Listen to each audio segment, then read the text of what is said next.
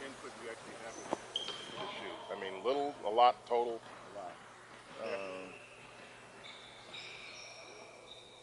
Pretty much from concept or idea concept to seeing the first prototype, wear testing it, all the way through the last look. There's probably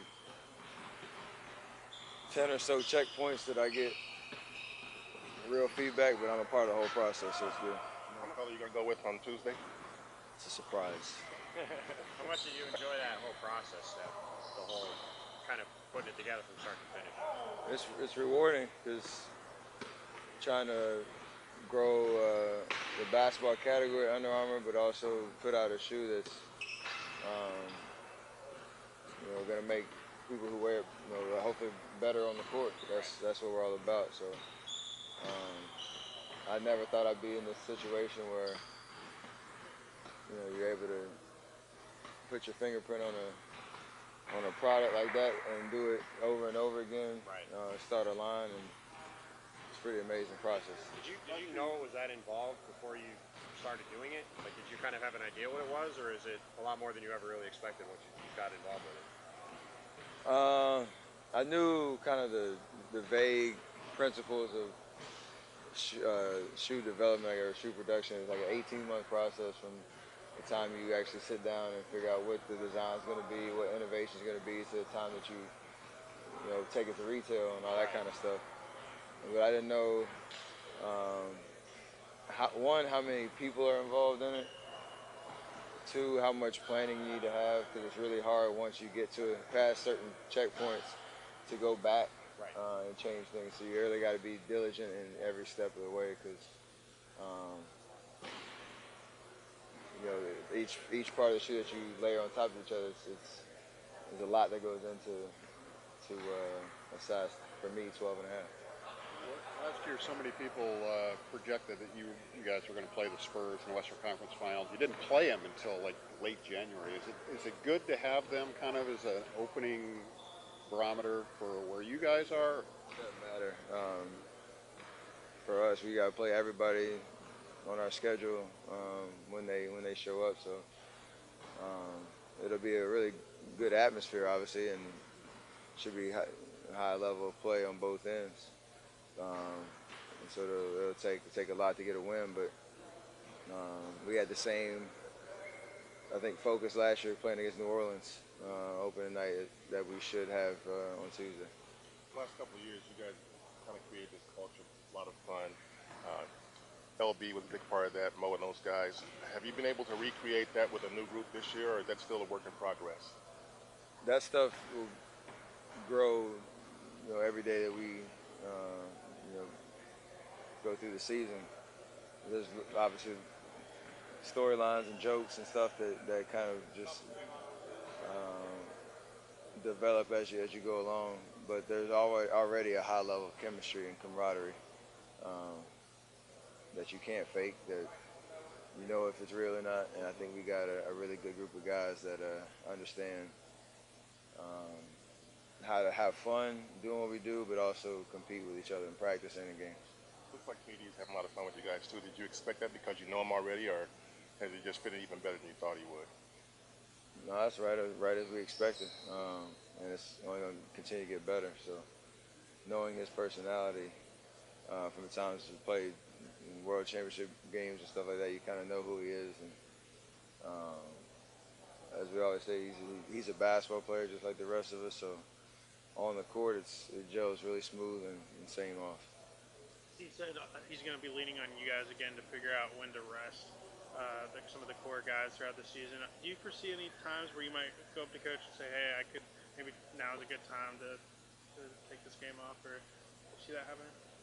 I don't see it because you don't know how the season's going to unfold. Right.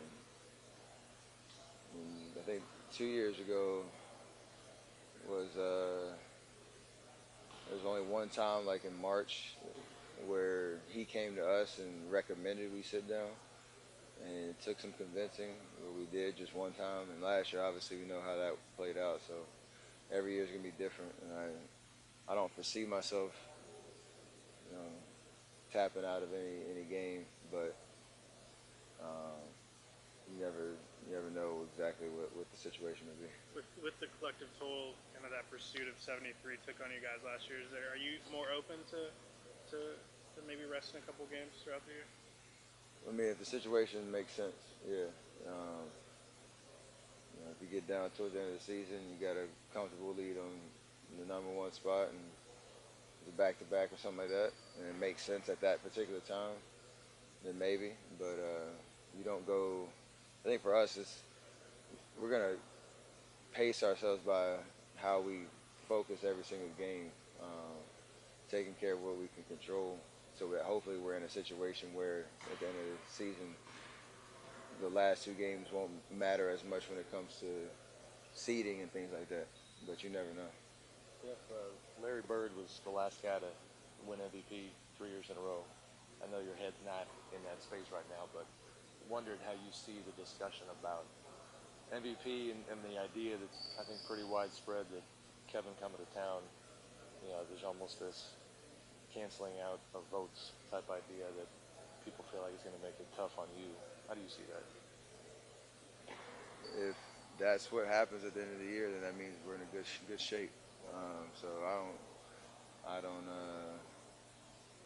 think, like you said, I don't think like that as we go through the year. If we're in a position where we win a lot of games, and because we're winning a lot of games, it means I'm playing well, he's playing well, Clay's playing well, whoever. We'd like to have those kind of conversations as to what might happen with the awards and stuff like that, but we're playing to win. It's a very cheesy answer, but that's how I've gotten, how I've gotten to this point. It's not playing for those awards. It's, you do it in the concept of winning, and that's a result as well. Did that cross your mind at all back in July? I mean, when you're sitting in the Hamptons, and I mean, listen, it's and you earned them, but back-to-back MVP is a nice way to go. And so you're sitting there looking at a guy that you know is going to come jump into that spotlight with you. Did that stuff cross your mind at all?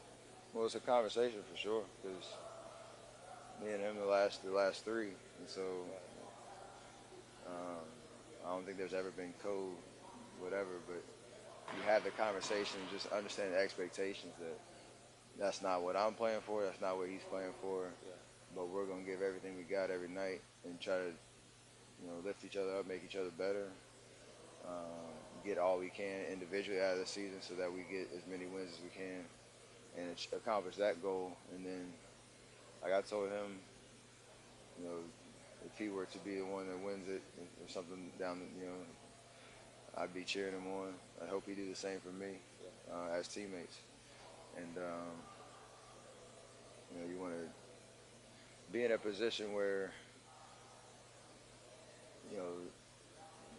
grand team accomplishments outshadow any of that stuff anyway. What's your level of comfort and confidence in the core and the group and you guys behind the scenes and kind of the mood? Because I kind of feel like the public discourse is a lot different this year than it was a year ago. A year ago it was joyful. I mean, honestly, none of that stuff's crept in. We have to respond, like obviously with the article about Draymond, we all thought it was ridiculous and kind of looking, through a keyhole at somebody's life that you don't really know about. And we see, every single day what goes on with what a guy like Draymond brings to the table for us, how he makes us better, how KD does that for us, what Clay does for us, all the way down the list. And we appreciate everybody's role. We appreciate what our common goal is. And so when we get back in the locker room and practice and when we're by ourselves, the mood is pretty solid, and something that I'm pretty confident will allow us to have,